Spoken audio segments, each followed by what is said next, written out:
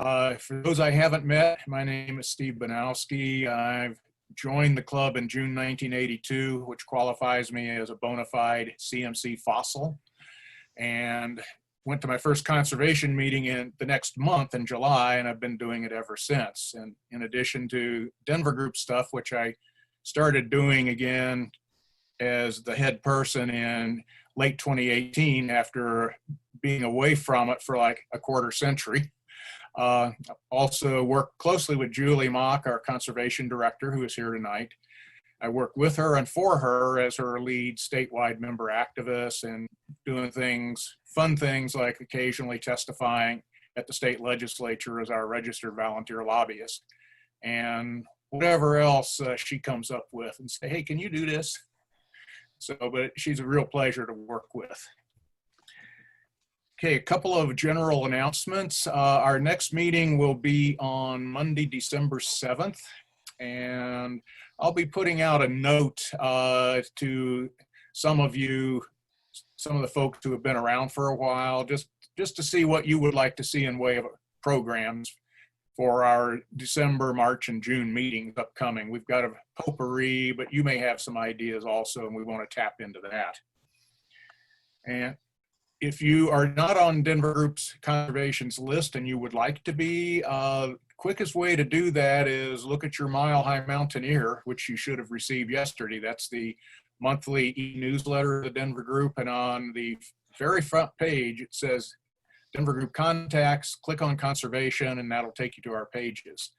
And we should have some updates there early next week after Monday afternoon. With our annual report, which some of you have already seen the draft. That's for the year ending September 30th. And then our work plan, which also went out for the year starting October 1. And we're, as always, right now, I think the annual report is pretty much done. But if you have thoughts or continuing comments on the work plan, feel free to send those to me. Okay, our format for this meeting will be, first off, our speaker, and Julie Mock. Julie, wave to everybody so everybody knows who you are. Most of you already know her anyway. Julie will handle this part of the program, then we'll go into her updates, statewide updates, what she's been up to, things, the devilment she's been getting into on behalf of the club. And then we'll wrap up with some quick local updates. And our final item will be another shameless plug for what we think is going to be a fabulous new program for Denver Group, and also working with Julie and her staff for next season, beginning in June. So that's it from me for a while. I'll shut up, go on mute, and Julie, it's all yours. Thanks, Steve. Hi, everybody. For those I haven't met yet, my name is Julie Mock. I'm the Conservation Director for the Colorado Mountain Club. We'll be talking a lot more about our programming, but want to turn it over to Paul Spittler from the Wilderness Society. He's going to be talking to us about peak renaming. And I just put a link into the chat box. Paul had sent around some information that you may find helpful to look at, maybe not while he's talking, but afterwards. So you can copy that link and hang on to it for some other reference material related to this topic. But I think with that, Paul, I'll turn it over to you. Great, thank you. So yeah, first of all, thank you all for allowing me to speak to your meeting today. I really appreciate the invitation. And I'll talk for maybe 15 or 20 minutes and then open it up and have some time for Q&A. So let me introduce myself. My name is Paul Spittler. I work with the Wilderness Society. I'm here in Bozeman, Montana. Originally from California, spent a few years working for the Wilderness Society in DC, trying to pass wilderness legislation, including a couple bills in Colorado. And then moved out here 8 or 9 years ago, probably the best move of my life. You can imagine moving from DC to Montana. I represent the organization on all sorts of public land legislation, wilderness and conservation bills, working with tribes on preserving cultural areas, and a whole suite of other work. Of course, much of the last 4 years has been spent defending our public lands instead of trying to permanently protect them. But we've still had a few successes in the meanwhile. So the work that I'd like to talk about today is our work to specifically to rename Mount Evans and the Mount Evans Wilderness Area. And let me give a little bit of background. The Wilderness Society has a strong commitment to equity and inclusiveness on our public lands. And last summer, I started a research project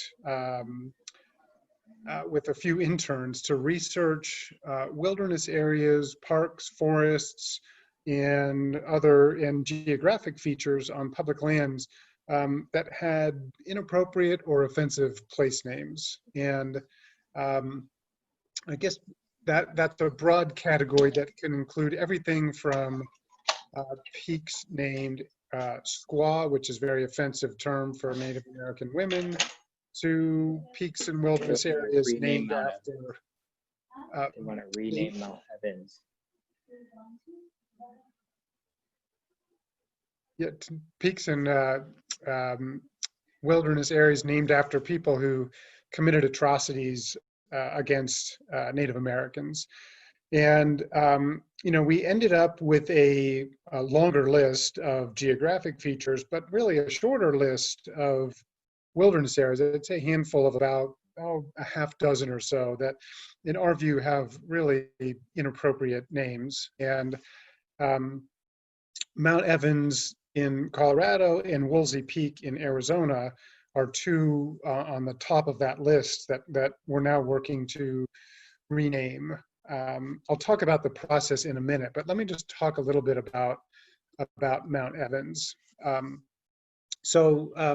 Evans is named for John Evans, who was the former territorial governor of Colorado back in the 1800s. And as governor, Governor Evans supported raids targeting American Indians. He issued multiple proclamations ordering Native Americans to report to reservations. Many who did report peacefully and tried to surrender were eventually killed, and ultimately issued a proclamation to all the citizens of Colorado to go in pursuit of hostile Indians and, quote, kill and destroy them. So in 1864, Evans appointed a colonel, John Chivington, to lead a local militia to seek out and exterminate Native Americans. And this is the militia that found the Cheyenne and Arapaho bands camped at Big Sandy Creek. Despite the fact that the tribes were peaceful, had no hostile intentions toward the United States, and in fact were camped under an American flag and a white flag of surrender, Chivington ordered the men to attack, leading to the death of over 150 men, women, and children. It's known as the Sand Creek Massacre. It's one of the most brutal and bloody massacres of Native Americans in the United States. And Governor Evans initially had praised the men for their valor in subduing the savages, but eventually this became recognized for what it was. It was a brutal massacre. And it was investigated by two separate congressional committees and one military committee, all of which recognized guilt on the part of the United States. And Governor Evans was ultimately forced to resign in disgrace for his role in the massacre and, in fact, in covering up the massacre. And ultimately, the United States said that to, quote, repudiate the gross and wanton outrages of the massacre, it would provide compensation for the surviving tribes and their families. So Governor Evans, of course, didn't take part in this personally, but he did facilitate the massacre. So I'm very careful in my language to say that this was not carried out by Governor Evans. It was carried out by Colonel Chivington under his command. But it's been pretty extensively studied through the years. most recently, the University of Denver, Denver University, I think is the right way to say it, back in 2014, did a study on Governor Evans' role in the massacre. And I'll just read from the executive summary their conclusion about his role there. It says, "We conclude that John Evans' pattern of neglect of his treaty negotiating duties, his leadership failures, and his reckless decision-making in 1864 combined to clearly demonstrate a significant level of culpability for the Sand Creek massacre. While not of the same character, Evans' culpability is comparable in degree to that of Colonel John Chivington, the military commander who personally planned and carried out the massacre. Evans' actions and influence, more than those of any other political official in Colorado Territory, created the conditions in which the massacre was highly likely. Evans abrogated his duties as superintendent, fanned the flames of war when he could have dampened them, cultivated an unusually interdependent relationship with the military, and rejected clear opportunities to engage in peaceful negotiations with the Native people under his jurisdiction." So, yeah, I guess pretty clearly, Governor Evans had a high level of culpability and responsibility for one of the worst massacres in American history. And we at the Wilderness Society believe it's not appropriate to honor Governor Evans by naming a wilderness area after him and naming a peak after him. So we began working about a year ago to rename both Mount Evans and the Mount Evans Wilderness. So it turns out that renaming a peak is actually a lot easier than renaming a wilderness. There's this very obscure federal board called the Board on Geographic Names, buried deep in the bowels of the Department of the Interior. And the board has the responsibility to name or rename geographic features in the United States. And the board accepts citizen petitions. And it turns out that, and they respond to every citizen petition.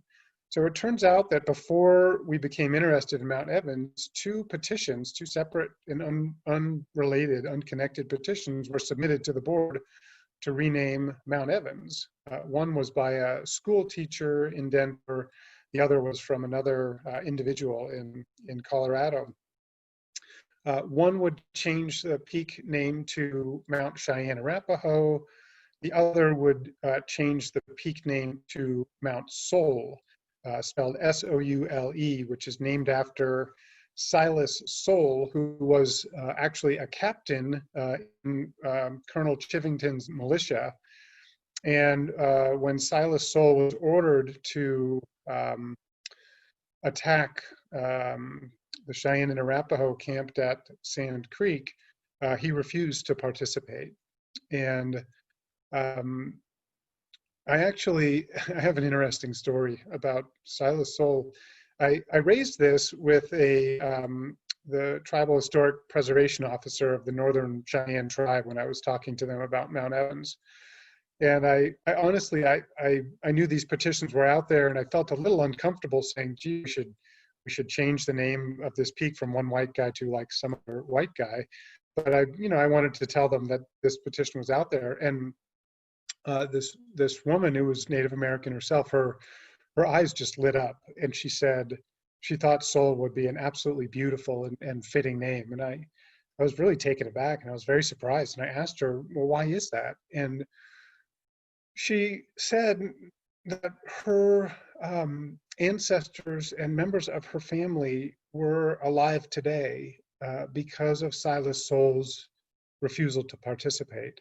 And had Silas Soule and his troops under him agreed to carry forth and not refused and agreed to carry forth the attack, that likely the entire camp would have been wiped out, and it would have led to hundreds more deaths and generations of Native Americans eliminated. So that's a little bit of perspective on both Silas Soul and also the importance that this massacre still plays in the minds of, in the lives of Native Americans. So I've talked to a number of different tribes over the past year. It turns out there's a lot of tribes that either lived in or hunted in or spent time in Colorado, dozens actually. And I've spoken to many of them. I shouldn't say many. I've spoken to as many as I could. And everyone agrees that Mount Evans is an inappropriate place name. They are all still, to this day, personally affected by the Sand Creek Massacre. There's a nonprofit organization focused on educating people about the Sand Creek Massacre and remembering the survivors of the massacre and those who were lost. So I've been working with the tribes to encourage them to pass resolutions to change the name of both Mount Evans and the Mount Evans Wilderness. So far, the Cheyenne and Arapaho tribes, who are now headquartered in Oklahoma, have done so. And I was making good progress with the other tribes until the pandemic hit, and then they got focused on other things. So I mentioned this Federal Board of Geographic Names has the ability to rename peaks. Typically how they work is when they get a petition, they send it to, most states have a state board on geographic names. So they'll send it to the state board for a recommendation, and then typically they'll follow the state board recommendation. So the problem is that in Colorado, the state engineer retired in 2016, and he was the staff person who ran the state board. And so the state board basically just disbanded at that time and hadn't been in existence for years. And so the state was just stuck, and the federal board was stuck. They had no state recommendations and no state board to act on these petitions. And so the petitions just sat there languishing. So the governor recently appointed, several months ago, appointed a new board on geographic names. And we expect that at some point it will make a recommendation on both of these petitions. I will say, while there is widespread agreement that the name Mount Evans should be changed, there is not so much agreement at this point on what the name should be changed to. So I mentioned that there's 2 petitions pending, both recommending different names. The Denver Indian Commission passed a resolution several years ago saying, yes, we should change the name of Mount Evans, and we should consult with all 40 tribes who were active in Colorado to ask them what they recommend for a new name. The Cheyenne and Arapaho tribes have passed a resolution urging that the name be changed to Mount Blue Sky, which I think personally is a beautiful name. And that is the native name for the Arapaho people, the Blue Sky people. And the other tribes have not yet weighed in with a new name, but are not necessarily committed to following the lead of the Cheyenne and Arapaho tribes. So we still have some work to do to try to figure out what the best name is and try to achieve some level of consensus with this name. I didn't realize when I was getting into this work how difficult this aspect was going to be, but it turns out that it's really hard. And for those of you who have worked with Native American tribes, you probably will appreciate that sometimes it's difficult to get responses, and even when you do get responses, oftentimes the tribes don't always agree with one another, so that when there's many tribes that have an interest, it's sometimes hard to get consensus. So I think we'll get there, but we're not there yet. I guess the last thing I'll mention is that, so these 2 petitions are pending. We don't know what will happen with those. But regardless, the wilderness area cannot be renamed by the board because it was created by an act of Congress. So the wilderness area will require federal legislation to change the name. So I've had conversations with Congressman Magoo's and Senator Bennett, who represent area, and they're very interested in pursuing legislation. They want to hear from the tribes, and they want to know what the tribe's recommendation is on a name, and the federal legislation will need to include the new name. So this is kind of where we're stuck at the moment, between trying to get in contact with the tribes and being slowed down by the pandemic and having that limit our outreach. But ultimately, I'm hoping that we can secure enough consensus and support from the tribes, but also other stakeholders like the Colorado Mountain Club and other conservation and recreation groups and the county, et cetera, that this name should be changed, and that we all support moving forward with legislation to change the name of the peak in the wilderness area. So I'm hoping we can do all that in the next 4 months or so and be ready in January for the introduction of federal legislation, which we hope will come, and we'll rename the wilderness, and if necessary, depending on what the Board of Geographic Names does, rename the peak as well. So I guess that's a good stopping point. Maybe I'll just pause there and just open it up for comments, questions, discussion. Great, Paul, thanks for that overview. I think that was super helpful. If folks want to put their questions into the chat box, that might just make this flow a little bit easier, and we can kind of work through them one at a time. But one question I have real quick is the governor here in Colorado just designated a renaming board or commission. I'm not sure what he's calling it. Are you working with them at all, or do you know kind of what role they play in this process? I think they're not a decision-making body necessarily, but I expect they would make recommendations to the renaming board. Yeah, so that's the state body that will make a recommendation to the federal board. So I haven't reached out to them yet because they're so new, and I'm not even sure if they're organized yet. I know it was named recently, but we'll certainly be working with them. I'll be very curious to hear how the tribes respond to those petitions, and to see if they support using one of those names from one of the petitions, or a name from one of the other tribal recommendations. Great. So, okay, I'm looking at the screen and looking at these questions. Did you want to read these out, Julie, or shall I just go ahead? I can read them out for you if that's okay. helpful. Okay. Yeah, so Robbie was asking, is it hope the mountain and wilderness have the same name, or would you move first on the mountain name and do the wilderness renaming secondary to that? Yeah, great question. So, the easiest thing would be if there was consensus on the new name.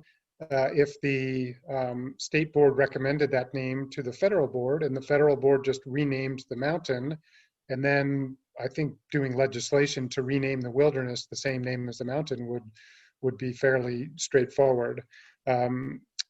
If the federal board either doesn't act, or I guess the worst case scenario is if the federal board names the mountain something that people don't like, then that would make it very challenging to figure out how to proceed. If the federal board just doesn't take action, then I think we might try to just preempt them and move forward with legislation to rename both the peak and the wilderness. And I would say that I think it makes a lot of sense to name both the peak and the wilderness with the same thing, the same name. Great. And Dave, he asked, there's a peak 2 miles south of Mount Evans named Kataka Mountain. Does anyone know anything about that name? I don't know if that's... I'll say I don't know anything about that name. I will note that there is another Mount Evans a little farther south in Colorado. And at this point, we're not planning to include that in the federal legislation. We haven't decided whether or not to put in a petition to rename that mountain as well.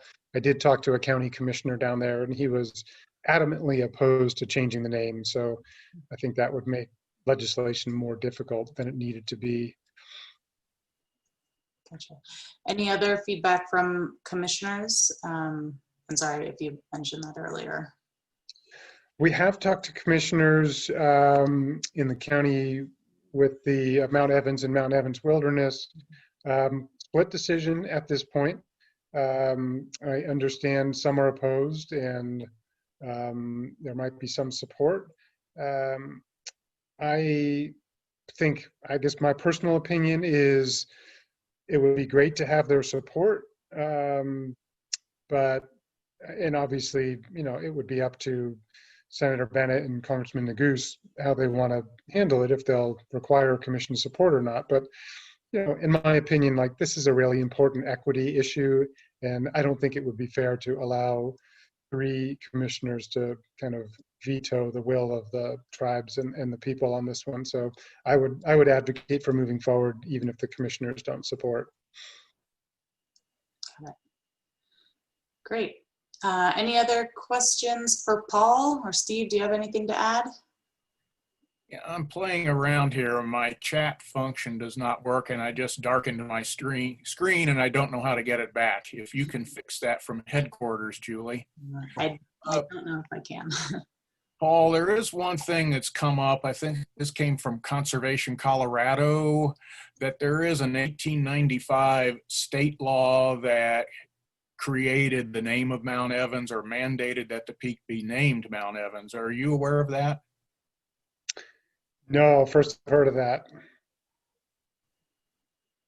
My guess would be that the federal law supersedes that state law, but no, I hadn't heard of that.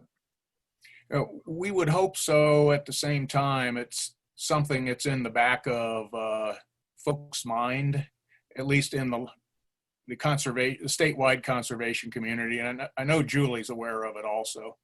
Mm-hmm. Great. We had a question come in about CMC's position on this kind of renaming. And, you know, the JH, I'm not sure who that is, was thinking we had previously supported renaming the Gore Range. And, you know, there's a question about how do we come to this decision and how active are we? The club used to have a naming committee. That was, I think, before my time here, and I think the club, you know, has a long legacy of being involved in naming of peaks over the decades and centuries. I think, you know, what we've been trying to do is get a sense from our membership on where people stand on these types of renaming issues. And I would say, you know, generally we are supportive of diversifying Colorado's backcountry. And I think that part of that is taking a hard look at these renaming proposals and understanding the background and the history, like Paul has lined out tonight, and coming to a consensus. I think ultimately it would be a board decision as to whether we officially or formally support a renaming proposal. But yeah, I think that's kind of where we're at. Great. Well, I want to thank Paul again for taking time tonight. It was a great overview and background on the issue. And please, you know, keep us in the loop and let us know how else we can kind of support your efforts on this and other potential renaming proposals in the future. Great, will do. Thank you again for having me. I appreciate it. Yeah. Thank you, Paul. Most appreciated. All righty. And Julie, I have my picture back now. Okay, good. See. Figured out how to return. Awesome. Cool. Well, I'm going to jump and do a real quick series of updates from kind of state conservation, but I'll keep it brief because I don't want to keep folks on too long here. So I'm going to share my screen. You can't have a good Zoom call without a PowerPoint presentation. So hopefully you guys can see my screen. It says CMC Conservation Updates. Are you seeing that, Steve? Yes, I am. Good. So just quickly, our stewardship program has been active since May this year. We've got a crew of 3 folks out on the ground doing just a ton of stewardship work all over Colorado. They spent about 9 weeks in Salida doing new trail construction just south of town. So it was a big project coordinated by Brink Messick, who's our outreach and programs coordinator. We sent them up to the flat tops in northern Colorado to do wilderness trail maintenance and a little bit of data collection work with our RIMS mobile app, which I'll talk about later. And right now they're on the Rio Grande National Forest, so southern Colorado, doing the same thing, a lot of clearing of down trees, light trail maintenance work, and data collection on issues that they're seeing out in the field. The last component of their program this year will be BLM work, again related to RIMS and data collection and some trail maintenance kind of in the lower lying areas around Canyon City, to hopefully stay out of the weather. They were on hitch during our storm a couple weeks ago, and we ended up pulling them out of the field Tuesday night, I think, before it got really bad. But they probably got 10 or 12 inches of snow where they were. So quickly to touch on the CMC RIMS mobile app. For those of you that aren't using the app yet, I would strongly like to implore you and encourage you to jump on and help us collect some data. We launched the app about a year ago, and we've got close to 700 users. 187 of those are CMC members, so a good chunk of folks are using the app, but that really is only a fraction of the total membership of 7,000. So we're really trying to bump those numbers up so that we can continue to collect data and provide that to land managers on issues like trail maintenance, campsite inventory, visitor use, and pretty much anything else happening out there on public lands. We are going to have a couple of trainings coming up in October. These will actually be in-person trainings with social distance in mind. Our stewardship crew is going to help out with these, so you'll get a chance to actually meet those folks who are doing trail work out in the field. And we'll be, and actually I've got my dates mixed up a little bit, so I apologize. October 17th will be in the Canyon City area, but the Denver area is actually October 24th. So I apologize, we just moved that date. And then we will have webinars for the RIMS training as well on the 7th and 15th. So keep an eye out for the registration for those events coming out here next week. The other piece related to RIMS is we've been asked by Jefferson County to do some really focused monitoring work and visitor use counts at Jeffco open space parks. And so we're going to be looking for volunteers again, probably starting in early October, to go out, spend an hour or so sitting at a trailhead and literally just counting the number of hikers and bikers and dogs and things passing by. They want to get a better understanding of how people are using the parks at different times of the day and that sort of thing. So we'll have a full kind of spreadsheet of volunteer opportunities related to that, and would love if folks on this call and your friends and networks would be willing to help us out with some of that monitoring. So again, if you haven't used the app, you can search CMC RIMS in the Google Play or App Store. You can go to the website that's listed here and learn a little bit more about that program. We've been making some progress on some bigger national public lands policy items. A lot of you have probably heard about the Great American Outdoors Act, which passed and was signed into law a month ago now, maybe a little longer. That fully funds the Land and Water Conservation Fund, which is a great resource. A lot of land acquisition. So when the Forest Service wants to buy up old mining claims or purchase private inholdings, a lot of times they rely on the Land and Water Conservation Fund.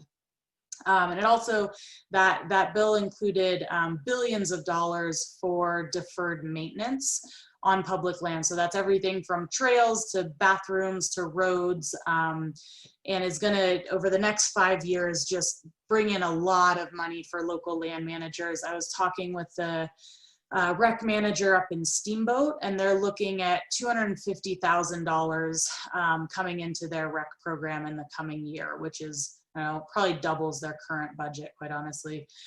So there's a big influx of funding that'll hopefully get our trail system and other recreation infrastructure kind of up to par.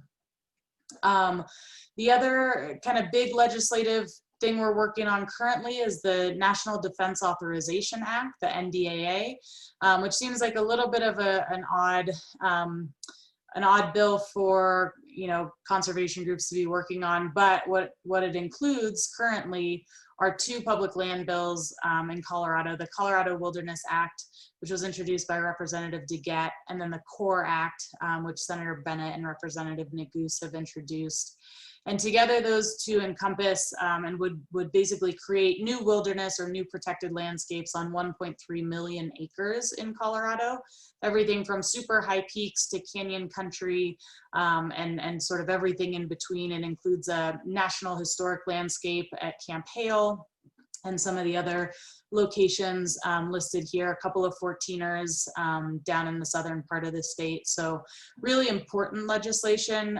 Steve and I were talking, we've both been doing visits with our congressional representatives this week, trying to get them, either thanking them for their support of these bills or trying to get them to support these bills and support the passage of the NDAA with these amendments.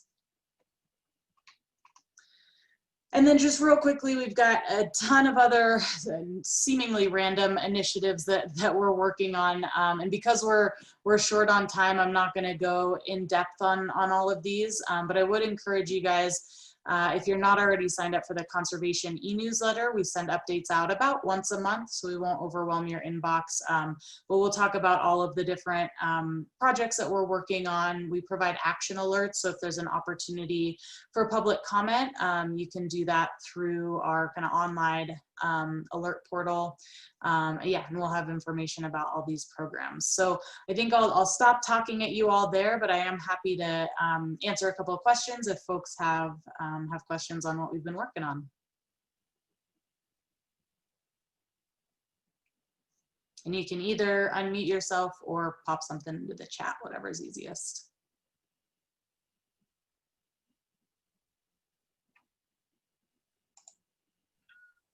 Hey, Julie, this is Jennifer Stamp. I am familiar with the first 2, but what are snow rangers? Great question. The Snow Ranger, they're actually probably one of the coolest parts of our program. So we just started this last winter. We were approached by the Ouray Ranger District, which is down in Ouray Ridgeway area, Red Mountain Pass, the Cimarrons, that area of Colorado. And they had some funding and wanted to basically hire 2 seasonal staff to do winter outreach and education. And so we had 2 snow rangers last year. They basically got paid to ski around in the backcountry and talk to people. They were doing user counts and visitor kind of data collection, just educating people about AVI awareness and recreation, management and restrictions, where snowmobiles can and can't go. They did some youth education and outreach. Yeah, it's really, really cool and fun program, and really, great for kind of CMC being out in front of people, especially in the winter time. So we'll have those folks back again this winter, and then we're actually working on a big grant to expand that program the following winter, so 21-22, to cover the entire GMUG forest. So we'd not only have them at Red Mountain Pass, but we'd have them up on the Grand Mesa outside of Grand Junction, in the Crested Butte area, Kebler Pass, those sorts of things. So yeah, slowly hoping to expand that program and yeah, have those folks on the ground in other places in Colorado. Hey, Jude, this is Robbie. There was just something this morning, and I can't remember where I read it. I can try to find it, but there's so much sale of winter equipment right now that the avalanche people are very worried that there's going to be a huge problem this year because nobody knows anything. And I'm assuming that's also why our club membership is starting to spike too. People have been out this summer and realized they need to learn. But I think that's really interesting. It is. I think it's going to be a huge concern and also potential opportunity, for that education component for sure. And I think we saw it at the end of March last year when the ski resorts shut down. I was at Loveland the weekend after, and it was flooded with people, thousands of people. And you could tell they were brand new on AT setups and skins and that sort of thing. But, with restrictions on the resorts, we are going to see a much more crowded backcountry. I think it's also an opportunity for us to reach out to some of those corporate partners, right? The gear manufacturers and folks who are, hopefully making money off of this, to have them support programs like the Snow Rangers and the other Backcountry Snow Sports Initiative advocacy work that we're doing. So yeah, it's going to be busy back there, but hopefully we can have a presence and help educate folks.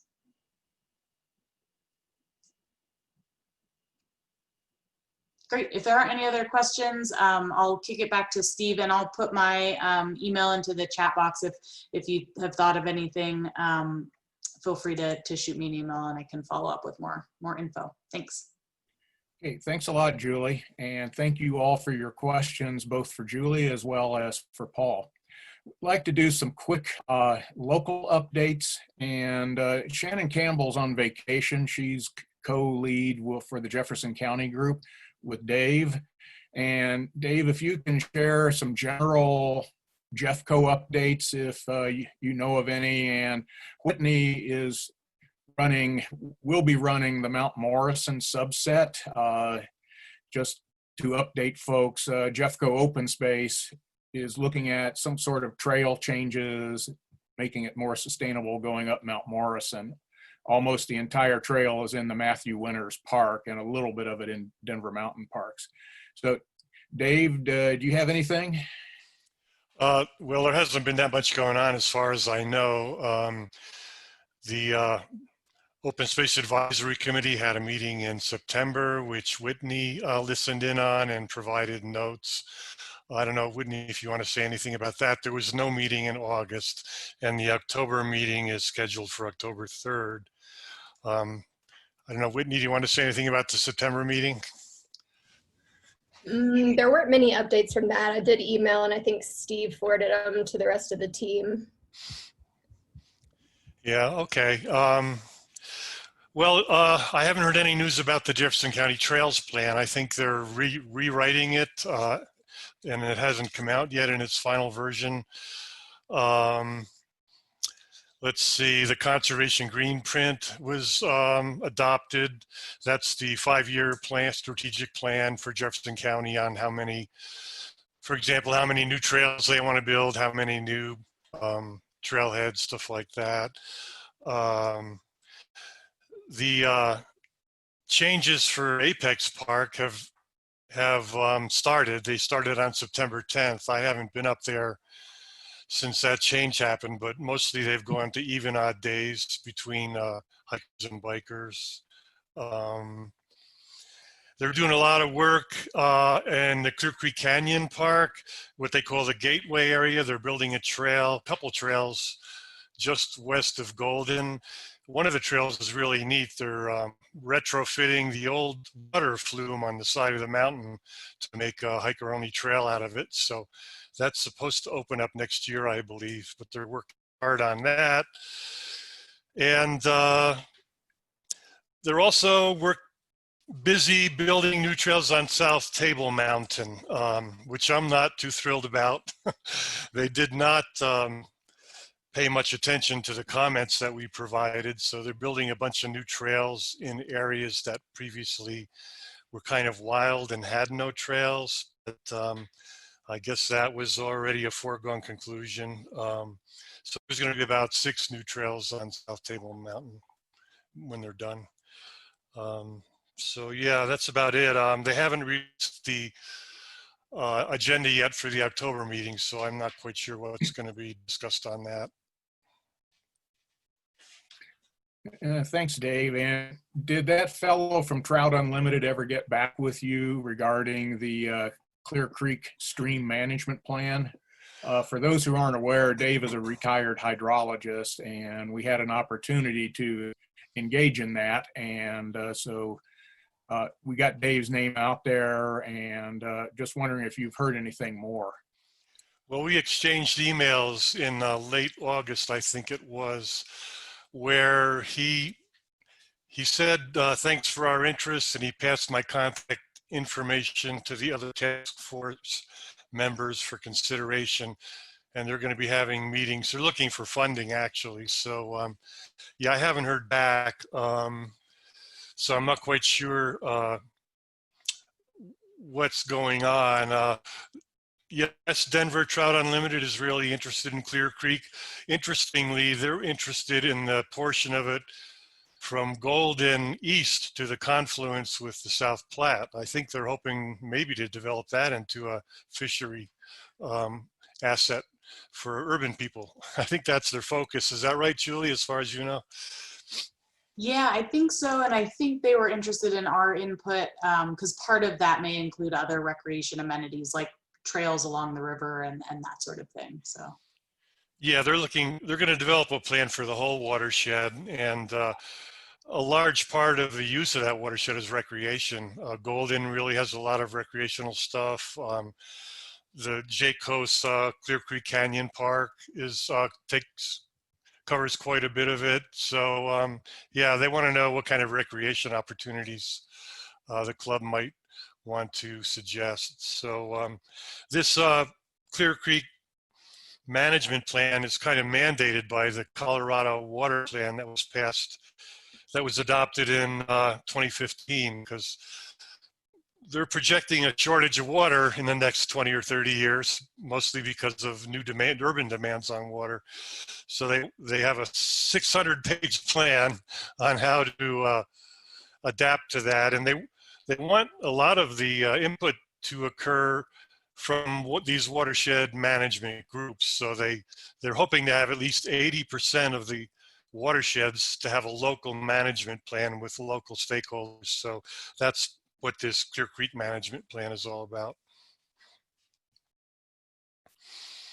Okay, thanks, Dave. And I've asked Dave to work directly with Julie on this because Colorado Water Plan is kind of it's a statewide thing. And while I have some fabulous experience in water issues, none of it's any newer than 15 to 20 years old.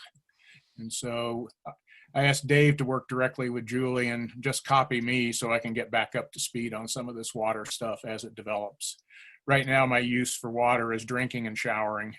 But anyway, like all of us. Whitney, do you want to add anything about Mount Morrison and that subset of Jeffco?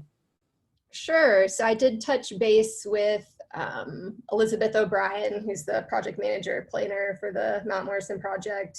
She didn't have much to report back yet. They're still reviewing potential trail alignments and trailhead locations internally as staff. Once they have a decision made on location for those two components, she said hopefully in November or December, they'll most likely be completing another round of community engagement. And then she said once they get to that phase of planning, she'll reach out. But I've also made a note to follow up again in mid-December if we haven't heard anything by then. Okay, great. Thanks for staying on top of that. And that's going to be a biggie for the club.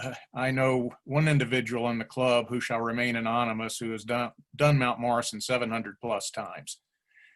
So I've told that person, you really do need to get a life. But anyway, next up, Jim Guerra to report on Douglas County. And I've also asked Jim to report on Devil's Head and what the Forest Service is doing there. So Jim, put it over to you. Okay, yeah, we've had a couple of Devil's Head recreation area stakeholder meetings, one in July, one in August. Why do we need it? Basically, if you've ever been up there, that area is crawling visitors. There's a lot of rock climbing up there, a lot of Douglas County Search and Rescue rescues up there for that too. Basically all their facilities are old, overtaxed by all the visitors, to the point where there's some safety concerns and whatnot. So we had the first stakeholder meeting in July. Basically everyone went around and it was more just introducing the different constituent groups there and what their interests were.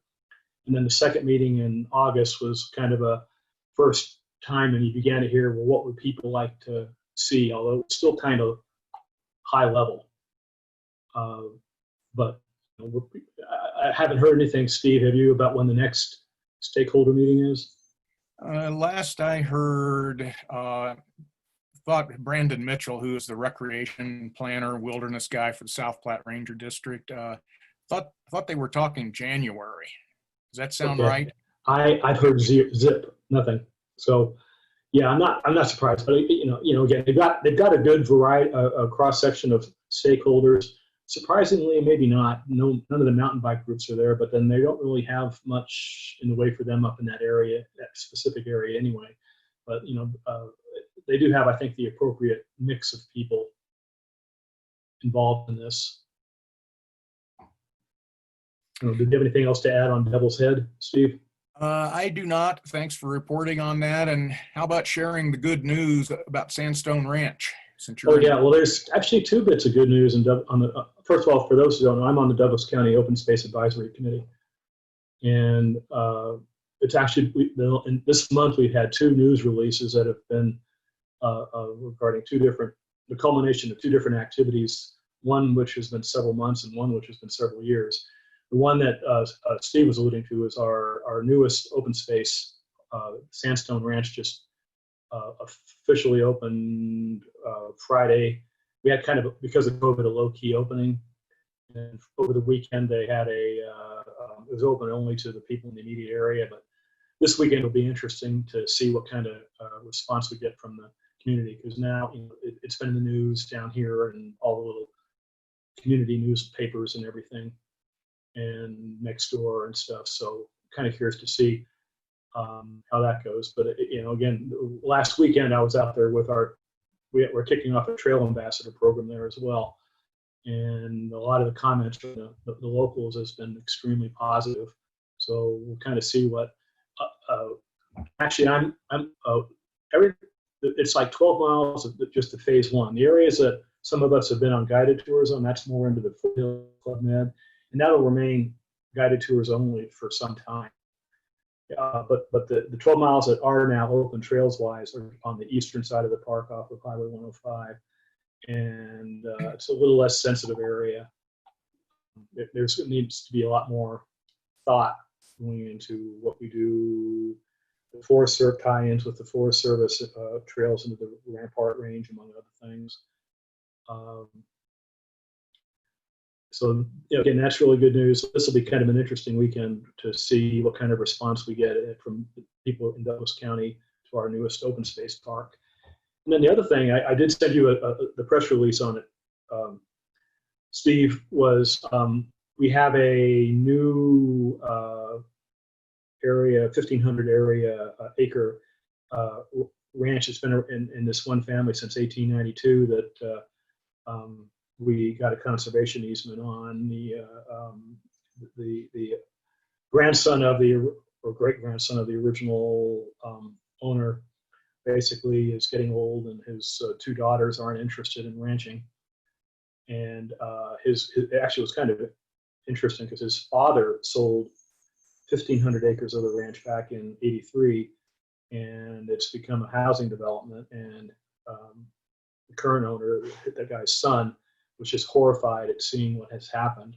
So he actually, we were approached by the Nature Conservancy and about a deal, kind of combining public and private funds, and amazing deal. Not just even with the public-private funds, but what Mr. Ditmars wanted to do as well. And so this has been another really good story, because this property is one that's been on the radar for a lot of people because it butts up.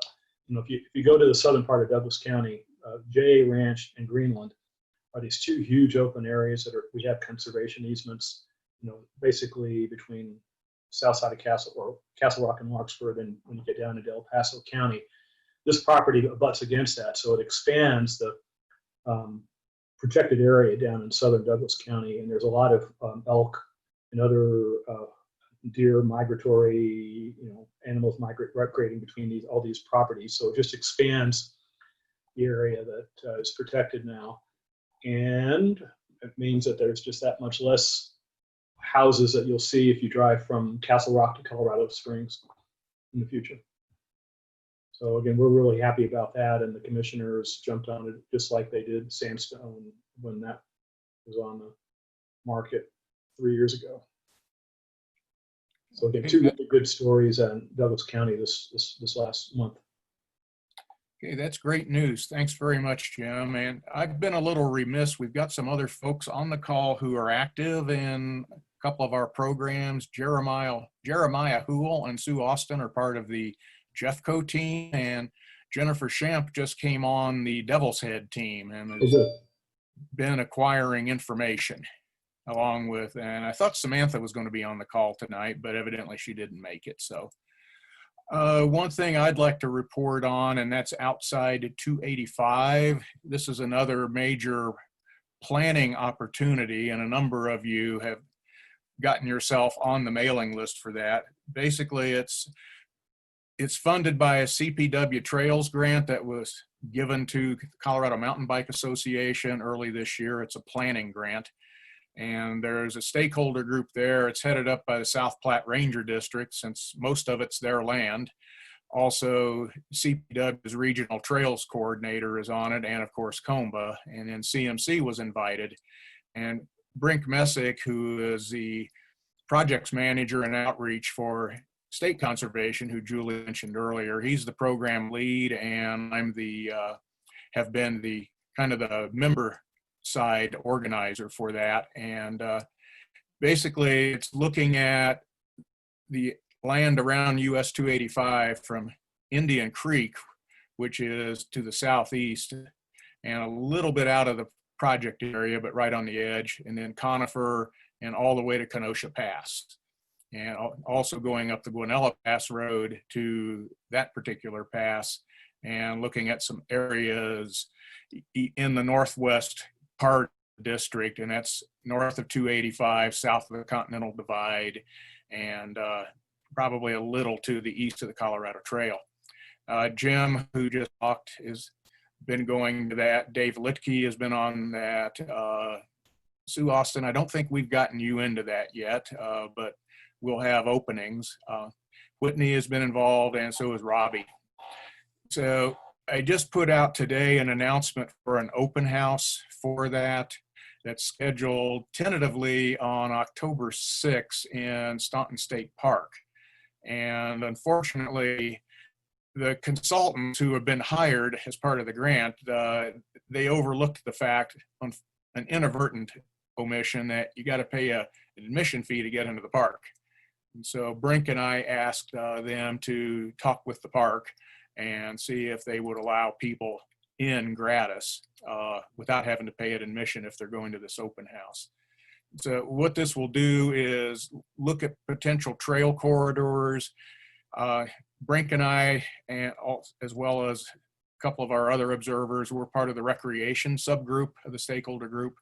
And then there's a wildlife stakeholder group that includes Colorado Wildlife Federation, Backcountry Hunters and Anglers, Trout Unlimited, and a couple of other entities. And they're producing basically maps of wildlife migration corridors. And then what's going to happen next month, we think, because there's a full stakeholder meeting on October 13th, we'll get those wildlife maps and lay them over what the recreation wish list is, and then see what it looks like. So it may, some things may work out, some things may not. Unfortunately, there were some other processes a few years ago on the district that the club was not represented at, and we ended up with at least one area on the South Platte Ranger District that's all mountain bike, because there was nobody there for the club. And Brink and I both feel pretty confident, and we've talked a little bit with the mountain bikers about this, about getting a couple of hiker-only trails in this general area. So we're trying to recoup what we missed out on a few years ago. And let's see, Robbie, Dave, Whitney, do you want to add anything since you've been sitting, you've sat in on some of those meetings? I can add.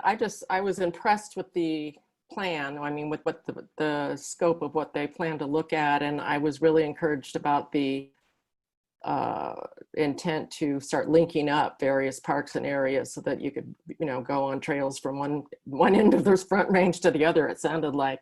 I am a little worried about the mountain bikes, but because that's kind of the one corridor that we always go to avoid that, but I guess it's their money, so we'll just keep looking. I mean, there's a lot of improvements that need to be made on some of those trails. So if that happens, that would be good. Some of them are so torn up that they just need, even if they were hiker only, they need help. Well, that's where Grover Cleveland comes in Mm-hmm. as our trails person in Denver group. Mm-hmm. And let's see, anybody else want to weigh in, Dave or Whitney? Or Jim, have you been to one of those? I thought you had. No, I haven't been to that, and I'm not sure I'm not sure I'll get involved in that. Okay, well, thanks for the reminder.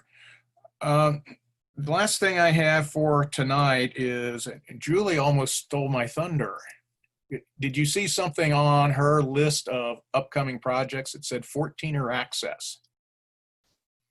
About a year ago at a Pike San Isabel forest planning meeting, travel plan meeting, I reconnected with a gentleman that I hadn't seen in probably 12, 13 years, a gentleman named John Reiber. His family mining company, Earth Energy Resources, owns Mount Lincoln, Mount Democrat, North Star Mountain, and half of Mount Bros, and a total of 400 or so different mining properties in the Leadville and Alma mining districts. And so he and I got together for lunch. It just so happened that somebody named Julie was in town that day, and so I got her involved. And so basically we're looking at working with these property owners. We've also gotten engaged with a gentleman named Patrick Shilkin. He owns property on Mount Sherman and also on a little bit on Lincoln. With the COVID issues, they were all, even before COVID, they were having problems with people going off the designated trails and littering and human waste, dog waste, and the like. So one of the things we want to do is work with these property owners to try and keep these peaks open. One of their attorneys has already said the only way to protect yourselves from liability issues is just to announce them as closed. And of course, then that puts people in the position of trespass. And so what we're hoping to do, working through Julie's staff, I think Connor Mayer, who is Julie's stewardship manager, is going to be working over the winter with Colorado 14ers initiative to see if we can get some more intensive trail stewardship work done at Kite Lake next season. And also, I don't know if CFI has ever really gone down much to Mount Sherman, because Mount Sherman is privately owned, and but not by either of these gentlemen. And so the idea is to work with the property owners and to just do what we can to educate the public. I think we'll get 14ers.com online with us. I've already reached out there since I've known Bill, the website owner, for many years, and just see where that's going to go. So we'll be looking for people to work with Connor and help set up schedules, recruit people out of the Denver group. It is in our work plan. Julie's got access to her list, which is much bigger than ours, and with some overlap. And so we're hoping to get together something really good and helpful for the property owners come June. And Julie, I don't know if you remember this, but Patrick, the other guy, he's the attorney for Leadville Corporation. That's the company, long bankrupt, that owns Mount Sherman, and they were going into Chapter 7 proceedings, which is liquidation. And so we may have a situation coming up next year where there may be some new buyers of those mining claims on Mount Sherman and in the vicinity. And so that's something else we get to watch out for. So Julie, you want to add anything to that? Yeah, I'll just add real quick. So we did a site visit with those landowners, and then sent Connor out to kind of test run this peak stewardship idea. And basically he sat at the trailhead at Kite Lake from I think 5 a.m. to about 11. And let me just read you some of this number. So the total people count was 463. The total vehicle count was 234. And that's in a, you know, whatever 6-7 hour period on a Saturday morning. He surveyed about I think 130, so about a third of the visitors. He actually stopped and asked them some questions about where they were from, where they got their information from. Overwhelmingly, 14ers.com and alltrails.com was kind of the source of information for most people. And about 50% of folks knew that those peaks were privately owned, but only 34% knew that Bross is technically closed to the public currently. So yeah, just some interesting feedback from users, and I think that's what we're hoping to replicate next year, is to have more people out there asking questions and also helping to educate people about kind of the status of these peaks. And one thing, Connor, I don't know if he put this in his report or not, but he did mention that on that Saturday morning, there were 50 people in line for the outhouse. So, all right. I don't have anything else. Does anyone else want to? I was just going to add, well, I'm thinking you guys are probably already on it, but for the Trails Committee, we had the staff that we had patches made because we were doing those campsite inventories. And I think Forest Service was worried, but so was Grover, that we were, you know, if we didn't have some kind of patch or something identified. And I'm just wondering, when Connor was out there, I know I've had that kind of thing done, you know, for me. I mean, I've been to a trailhead and had somebody ask me, and no one ever seems to mind, but I'm just wondering if people should be wearing some kind of, it's good advertising anyway, sound with the Colorado Mountain Club, but have something that identifies them. Yeah, I think Connor, he Just an probably idea. had a CMC shirt on and I think was identifying himself with the club. But yeah, that's a great point and something to add to that peak stewarding program, especially for volunteers doing it.